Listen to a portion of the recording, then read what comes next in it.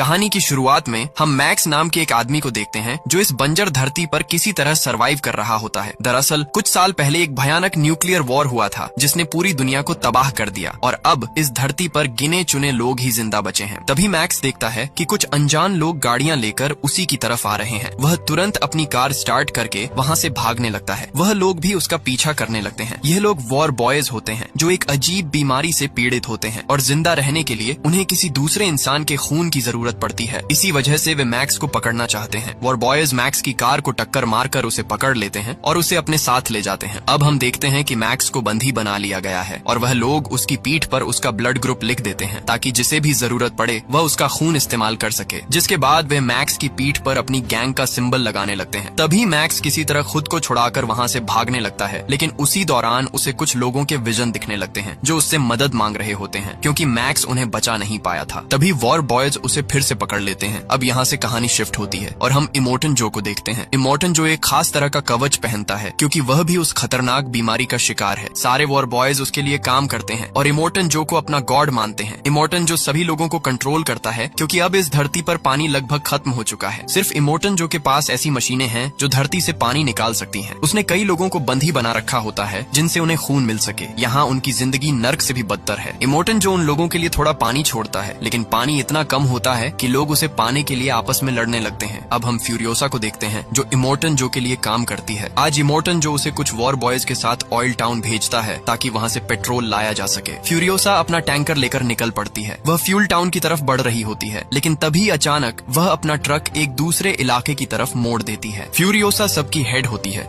इसलिए सारे war boys भी बिना कोई सवाल किए उसे फॉलो करने लगते हैं। उधर इमोर्टन जो का एक 1.5 फुटिया अपाहिज आदमी दूरबीन से फ्यूरियोसा पर नजर रख रहा होता है। वह इमोर्टन जो को बताता है कि फ्यूरियोसा ऑयल टाउन जाने के बजाय दूसरे रास्ते पर जा रही है। यह सुनते ही इमोर्टन जो दौड़ते हुए एक सीक्रेट रूम में जाता है जहां उसने 5 लड़कियों को बंधी बना के रखा था ताकि वह लड़कियां उसके लिए बच्चे पैदा कर सकें और उसका वंश आगे बढ़ सके। लेकिन कमरे में से सभी लड़कियां गायब थीं। यह देखकर इमोर्टन जो गुस्से से पागल हो जाता है। वह समझ जाता है कि फ्यूरियोसा उन लड़कियों को यहाँ से भगा कर ले गई है। गुस्से में आकर वह अपनी पूरी वॉर बॉयज आर्मी को उन्हें पकड़ कर लाने का ऐलान करता है। ये सुनते ही सारे वॉर बॉयज खुश हो जाते हैं क्योंकि वह सभी इमोर्टन जो को अपना गॉड मानते हैं और उन्हें लगता है कि अगर वे इमोर्टन जो के लिए शहीद हुए तो उन्हें जन्नत नसीब होगी। सभी वॉर बॉयज अपनी अपनी कार्स के स्टीयरिंग उठाकर निकल पड़ते हैं। तभी हम नक्स को देखते हैं जो काफी कमजोर है, इसीलिए उसे मैक्स का खून चढ़ाया जा रहा होता है। उसी समय नक्स देखता है कि थॉमस उसकी कार का स्टीयरिंग लेकर जा रहा है। नक्स उसे रोक कर कहता है, यह मेरी कार का स्टीयरिंग है और मैं भी तुम्हारे साथ जाऊंगा। थॉमस हंसते हुए कहता है, तुम इतने कमजोर हो कि ठीक से खड़े भी नहीं रह सकते, लड़ाई क्या करोगे? ये सुनकर नक्स उसके सर पर मारता है और कहता है, मैं इमोर्टन जो के लिए शहीद होना चाहता हूँ ताकि मुझे जन्नत नसीब हो। जिसके बाद थॉमस उसकी बात मान लेता है और मैक्स को गाड़ी के आगे बांध देते हैं ताकि नक्स को उसके खून से लगातार पावर मिलती रहे। अब सभी लोग अपनी गाड़ियां लेकर फ्यूरियोसा के पीछे निकल पड़ते हैं। इमोर्टन जो सबको चेतावनी देता है कि उन 5 लड़कियों को कुछ भी नहीं होना चाहिए, वे मेरे बच्चों की माँ बनने वाली हैं। नक्स तेज रफ्तार से आगे बढ़ता है। तभी इमोर्टन जो की नजर नक्स पर पड़ती है। ये देखकर नक्स खुशी से भर जाता है। वह थॉमस से कहता है, जन्नत में मेरा इंतजार हो रहा है और फिर नक्स फुल स्पीड में अपनी गाड़ी आगे बढ़ा देता है। उधर हमें फ्यूरियोसा दिखाई देती है जो इमोर्टन जो की आर्मी से काफी आगे निकल चुकी होती है। वह फुल स्पीड में पूर्व की तरफ बढ़ रही है। फ्यूरियोसा को लगता है कि पूर्व की ओर एक हरी भरी घाटी है जहाँ पानी भी है और खाने के लिए सब कुछ मौजूद है। इसी उम्मीद के सहारे वह उन 5 लड़कियों को लेकर उस दिशा में जा रही होती है। लेकिन फ्यूरियोसा के साथ चल रहे वॉर बॉयज को इस सच्चाई के बारे में कुछ भी पता नहीं होता। वे सिर्फ उसका साथ दे रहे होते हैं। लेकिन जैसे ही वॉर बॉयज को पीछे से आ रहे इमोर्टन जो के सिग्नल्स दिखाई देते हैं तो उनको फ्यूरियोसा पर शक होने लगता है। वे फ्यूरियोसा से पूछते हैं, वॉर बॉयज हमारा पीछा क्यों कर रहे हैं? फ्यूरियोसा कोई जवाब नहीं देती, वह बस आगे बढ़ते रहने को कहती है। कुछ देर बाद वे लोग एक दूसरी गैंग के इलाके में पहुंच जाते हैं और वह गैंग के लोग अपने सभी आदमियों के साथ उन पर हमला कर देते हैं। बदले में फ्यूरियोसा के साथी भी उस गैंग पर जोरदार अटैक करते हैं और उनकी गाड़ियों को ब्लास्ट करने लगते हैं। लेकिन तभी दूसरी गैंग अपना बेहद पावरफुल ट्रक लेकर आ जाते हैं। उसी समय नक्स फ्यूरियोसा के टैंकर के बहुत करीब पहुंच चुका होता है। नक्स और थॉमस भी अपने साथियों के साथ उस गैंग पर टूट पड़ते हैं। धीरे धीरे वे उस गैंग के सारे ट्रक्स को ब्लास्ट कर देते हैं। अब नक्स फ्यूरियोसा को रोकने के लिए उसके ट्रक की तरफ बढ़ता है, लेकिन तभी उन्हें सामने एक भयानक रेत का तूफान आता हुआ दिखाई देता है। फ्यूरियोसा सीधे तूफान के अंदर घुस जाती है। नक्स भी उसके पीछे पीछे तूफान में चला जाता है। तूफान बेहद खतरनाक होता है और चारों तरफ रेत के अलावा कुछ भी दिखाई नहीं देता। फिर भी नक्स फ्यूरियोसा की तरफ आगे बढ़ता रहता है। वह फ्यूरियोसा के ट्रक से आगे निकल जाता है, लेकिन तभी उसकी कार फ्यूरियोसा के ट्रक से टकरा जाती है। अगली सुबह तूफान शांत होने के बाद हमें मैक्स दिखाई देता है, जो उस एक्सीडेंट से किसी तरह बच गया होता है, लेकिन वह अब भी चैन से बंधा हुआ होता है। मैक्स नक्स को गाड़ी से बाहर निकालता है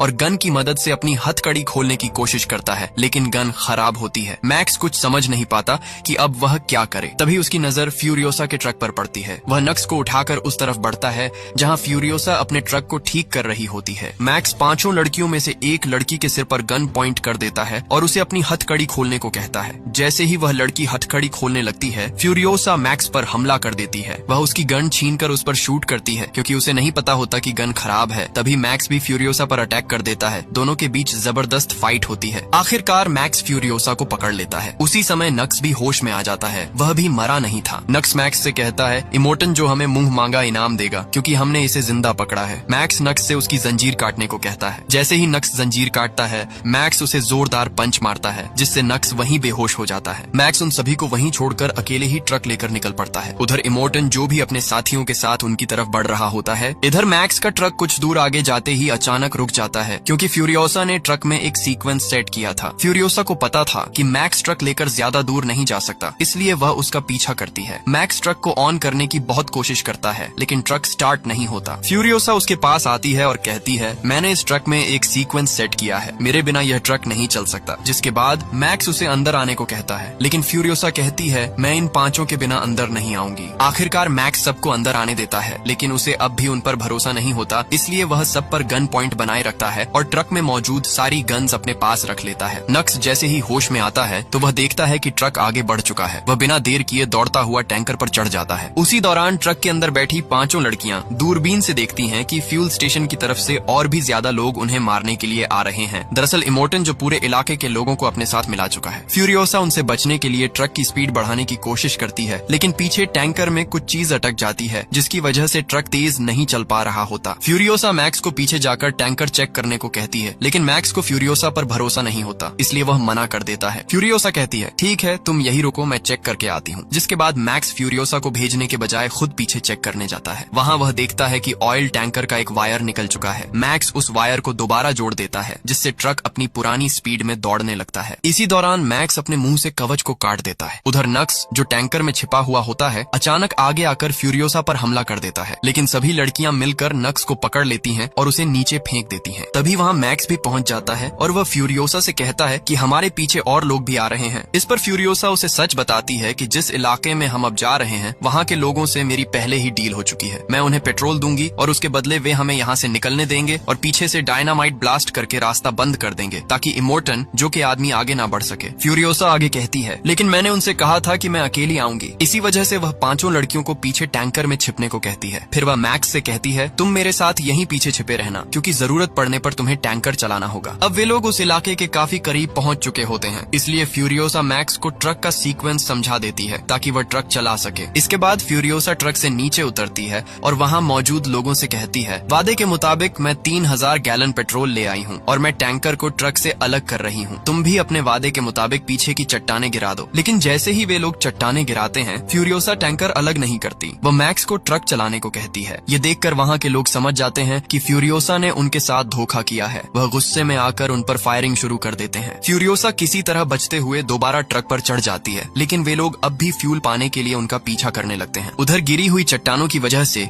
इमोटन जो और उसके साथी आगे नहीं बढ़ पा रहे होते, लेकिन इमोटन जो के पास एक बेहद पावरफुल ट्रक होता है। वह किसी तरह वहाँ से निकल जाता है। तभी नक्स आगे आकर कहता है, मैं उस टैंकर पर था। सबूत के तौर पर वह एक कपड़ा दिखाता है। इमोटन जो नक्स को भी अपने साथ ले लेता है और बाकी लोगों को पत्थर हटाकर अपने साथ आने को कहता है। इसके बाद इमोटन जो वहाँ से आगे बढ़ जाता है। उधर कुछ बाइकर्स फ्यूरियोसा को रोकने के लिए उनके ट्रक पर बम गिराने लगते हैं, लेकिन तभी ऑयल टैंकर अलग हो जाता है और जोरदार ब्लास्ट हो जाता है। इस धमाके में सारे बाइकर्स मारे जाते हैं। हालांकि इमोटन जो उस ब्लास्ट से किसी तरह बच जाता है और वह फ्यूरियोसा के ट्रक की तरफ बढ़ने लगता है। जिसके बाद इमोटन जो फ्यूरियोसा पर फायर करने ही वाला होता है कि तभी उन पांचों में से एक लड़की बाहर आती है, जिसके पेट में इमोटन जो का बच्चा होता है। इसी वजह से इमोटन जो उस पर फायर नहीं करता और उसी पल फ्यूरियोसा इमोटन जो पर फायर कर देती है, लेकिन इमोटन जो का एक साथी बीच में आकर उसे बचा लेता है। उधर नक्स इमोटन जो के पास आता है और कहता है कि अगर मैं टैंकर पर चढ़ जाऊं तो मुझे ट्रक के अंदर जाने का रास्ता पता है। इमोटन जो नक्स को अपनी गन देता है और उससे कहता है, अगर तुम उन लड़कियों को मेरे पास ले आए तो मैं खुद तुम्हें जन्नत में पहुंचा दूंगा। जिसके बाद इमोटन जो का एक आदमी नक्स को टैंकर पर फेंक देता है। नक्स टैंकर पर आगे बढ़ता है, लेकिन तभी उसके हाथ में लगी चेन टैंकर टैंकर में फंस जाती है और वह टैंकर से लटक जाता है। इसे देखकर इमोर्टन जो समझ जाता है कि नक्स अब किसी काम का नहीं है, वह खुद ही फ्यूरियोसा को रोकने के लिए आगे बढ़ता है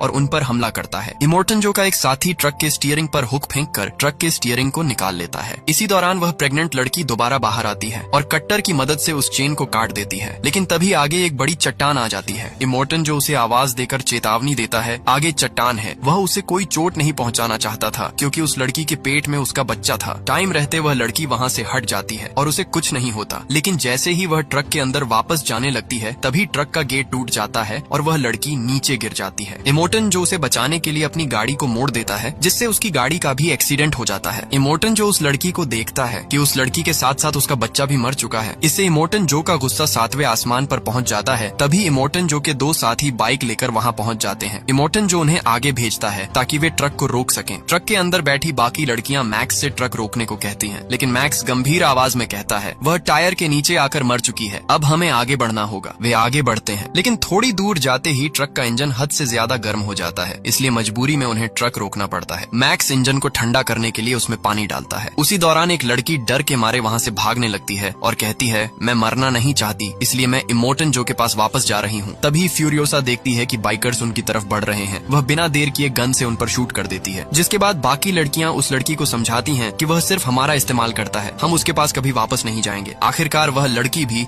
वापस ट्रक में आ जाती है और फिर वे सब आगे बढ़ जाते हैं। रास्ते में मैक्स फ्यूरियोसा से पूछता है कि हरी घाटी कहाँ है। फ्यूरियोसा जवाब देती है पूरब की तरफ है, जहाँ पहुँचने के लिए हमें पूरी रात सफर करना होगा। इसके बाद मैक्स कहता है कि हमें किसी को पीछे नजर रखने के लिए भेजना होगा। तब उन चारों लड़कियों में से एक लड़की पीछे जाकर नजर रखने के लिए तैयार हो जाती है, जिसके बाद वह पीछे चली जाती है। पीछे नजर रखते हुए उसे नक्स की आवाज सुनाई देती है। वह देखती है कि नक्स बहुत दुखी है क्योंकि उसे लगता है कि इमोर्टन जो ने उसे बेकार समझ लिया है और अब उसके जीने का कोई मकसद नहीं बचा। वह लड़की नक्स को शांत करती है। अब इनको आगे बढ़ने बढ़ते रात हो जाती है। तभी वे एक दलदली इलाके में पहुंचते हैं जहां उनका ट्रक धीरे धीरे कीचड़ में फंसने लगता है। तभी मैक्स के दिमाग में एक आइडिया आता है। वह इमोर्टन जो को रोकने के लिए वहां डायनामाइट बिछा देता है और फिर वे आगे निकल जाते हैं। जब इमोर्टन जो की गाड़ियां उस रास्ते से गुजरती हैं तो जोरदार ब्लास्ट होता है। इस धमाके से सारी गाड़ियां वहीं रुक जाती हैं। नीचे दलदल होने की वजह से वे सब कीचड़ में फंस जाती हैं। हालांकि उनमें से एक गाड़ी किसी तरह आगे बढ़ जाती है। उधर फ्यूरियोसा का ट्रक भी दलदल में फंस जाता है। सब मिलकर उसे बाहर निकालने की कोशिश करते हैं, लेकिन ट्रक हिलता तक नहीं। तभी वहां नक्स आ जाता है, जिसे देखकर सब उस पर गन तान देते हैं, लेकिन वह लड़की सबको समझाती है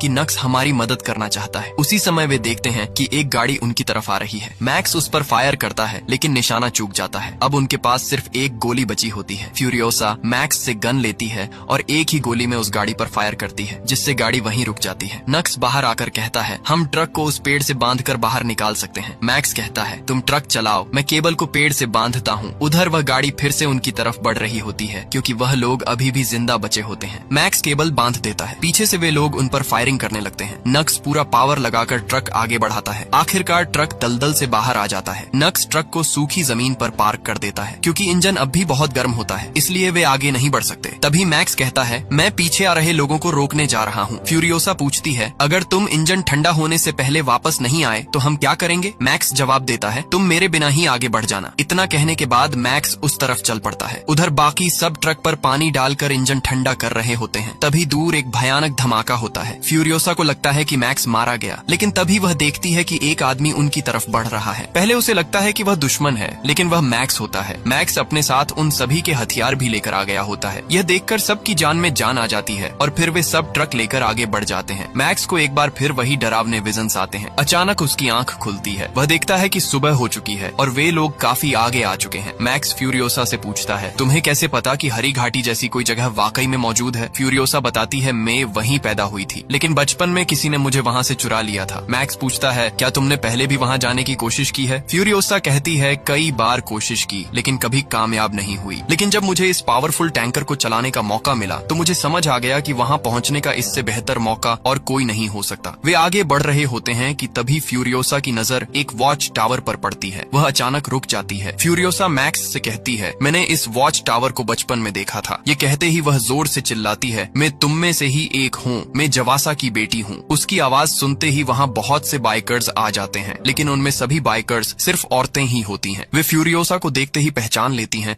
और उसे गले लगा लेती हैं। फ्यूरियोसा उन्हें बताती है मैं उस किले की तरफ से आई हूँ जो पहाड़ों के दूसरी ओर है। तभी ट्रक से सारे लोग बाहर आ जाते हैं। वे फ्यूरियोसा से पूछती हैं, ये दो आदमी कौन है? फ्यूरियोसा जवाब देती है, ये हमारे साथी हैं, इन्हीं की मदद से हम यहाँ तक पहुँच पाए हैं। फिर फ्यूरियोसा कहती है, मैं इन्हें वह हरी घाटी दिखाना चाहती हूँ जहाँ हम सब पहले रहा करते थे। ये सुनकर वे औरतें चुप हो जाती हैं और उसे बताती है कि जिस रास्ते से तुम आई हो वही जगह कभी हरी घाटी थी, लेकिन अब वह इलाका दलदल बन चुका है, जमीन खराब हो चुकी है और अब वहाँ रहना नामुमकिन है। ये सुनते ही फ्यूरियोसा पूरी तरह टूट जाती है। उसकी आंखों में बेबस दर्द होता है क्योंकि वही हरी घाटी उसकी आखिरी उम्मीद थी। अब रात हो जाती है। फ्यूरियोसा मैक्स के पास आती है और कहती है कि इन लोगों ने बताया है कि यहाँ से बहुत दूर अब भी हरियाली है और वहाँ पानी भी है, लेकिन वहाँ पहुँचने में हमें 160 दिन लग जाएंगे और इस टैंकर से वहाँ पहुँचना नामुमकिन है। लेकिन अगर हम बहुत सारा फ्यूल कैरी करके इन बाइक्स की मदद से वहाँ पहुँच सकते हैं। लेकिन मैक्स कहता है, मैं तुम्हारे साथ नहीं चलूंगा, मैं अपनी राह पर जाऊंगा। अगले दिन फ्यूरियोसा और बाकी सब उस दिशा में निकल जाते हैं, मगर मैक्स अकेला टैंकर के पास खड़ा होता है। तभी उसे फिर से वही विजन्स आने लगते हैं। एक लड़की उससे कहती है, तुमने हमें बचाने का वादा किया था, फिर अब हमें छोड़कर क्यों जा रहे हो? ये सुनकर मैक्स बुरी तरह बेचैन हो जाता है। उसे कुछ समझ नहीं आता कि वो क्या करे। आखिरकार मैक्स वापस उन सब के पास जाता है और उनके आगे जाकर अपनी बाइक रोक देता है और उनसे कहता है कि जिस रास्ते पर तुम जा रहे हो वहाँ तुम्हें नमक के सिवा कुछ नहीं मिलेगा, हमें वापस जाना होगा। ये सुनकर सब हैरान रह जाते हैं। फिर मैक्स अपना पूरा प्लान समझाता है कि हम टैंकर लेकर उसी रास्ते से वापस जाएंगे जिस रास्ते से आए थे। रास्ते में हमें इमॉर्टन जो के आदमी मिलेंगे जिनसे बचते हुए हम आगे निकल जाएंगे। फिर पहाड़ी इलाके में टैंकर ब्लास्ट करके रास्ता बंद कर देंगे और सीधे इमॉर्टन जो के किले पर जाकर कब्जा कर लेंगे। यह आइडिया सबको पसंद आता है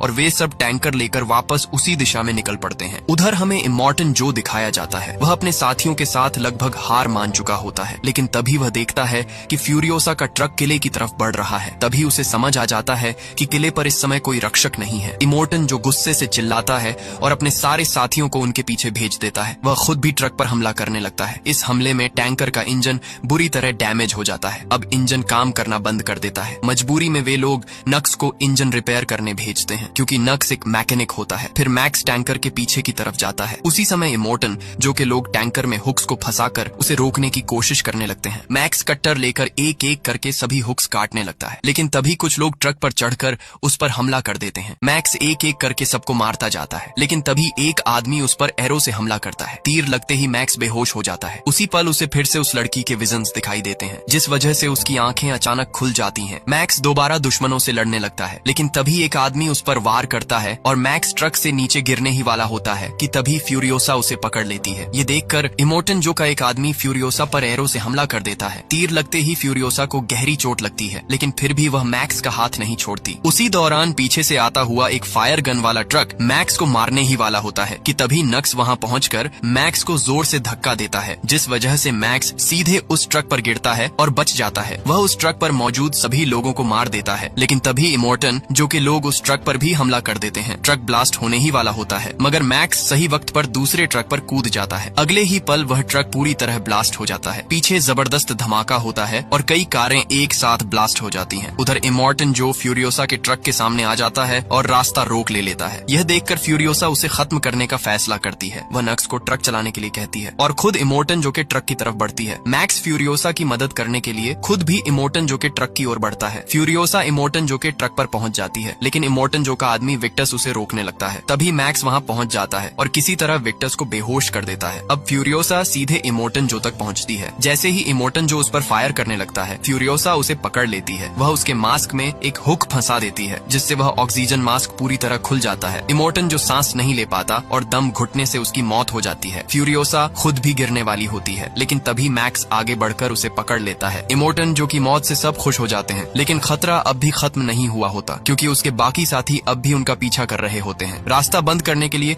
अब टैंकर को ब्लास्ट करना जरूरी होता है। नक्स सबको आगे जाने को कहता है। सभी लोग एक एक करके आगे के ट्रक पर जाने लगते हैं। तभी विक्टस होश में आ जाता है और वह आगे वाले ट्रक पर कूदने वाला होता है। तभी नक्स ट्रक को ब्रेक लगा देता है, जिससे विक्टस उन्हें पकड़ नहीं पाता। गुस्से में विक्टस ट्रक का इंजन निकाल देता है और नक्स पर हमला करता है। नक्स समझ जाता है कि अब उसका अंत आ चुका है। वह अपने सभी दोस्तों को आखिरी बार अलविदा कहता है और फिर खुद ही ट्रक को चट्टानों से टकरा देता है, जिससे चट्टानें टूट जाती हैं और पूरा रास्ता ब्लॉक हो जाता है। अब हमें दिखाया जाता है कि मैक्स और बाकी सब किले की तरफ बढ़ रहे हैं, लेकिन फ्यूरियोसा की हालत बहुत गंभीर होती है और उसका बहुत खून बह चुका है। यह देखकर मैक्स उसे अपना ब्लड देता है ताकि फ्यूरियोसा सही सलामत किले तक पहुंच सके, जिसके बाद वे सभी इमॉर्टन जो के किले तक पहुंच पहुंच जाते हैं। वहाँ इमोर्टन जो के कुछ सैनिक उन्हें ऊपर आने से रोकते हैं। तभी मैक्स इमोर्टन जो की डेड बॉडी दिखाता है। नीचे खड़े सारे लोग खुशी से चिल्ला उठते हैं क्योंकि वह उनके ऊपर काफी अत्याचार करता था। जिसके बाद दरवाजे खोल दिए जाते हैं और अब फ्यूरियोसा इस किले की नई लीडर बन चुकी है। वह सभी लोगों के लिए पानी खोल देती है। पानी देखते ही लोगों के जीवन में वापस उजाला लौट आता है। तभी मैक्स चुपचाप वहाँ से चला जाता है क्योंकि उसका सफर अब भी खत्म नहीं हुआ होता। ऊपर से फ्यूरियोसा उसे जाते हुए देखती है। दोनों की नजरें कुछ पल के लिए मिलती हैं और फ्यूरियोसा अंदर ही अंदर मैक्स का शुक्रिया अदा करती है क्योंकि उसने कई लोगों को जीने की एक नई उम्मीद दिखाई है। और इसी के साथ यह फिल्म खत्म हो जाती है।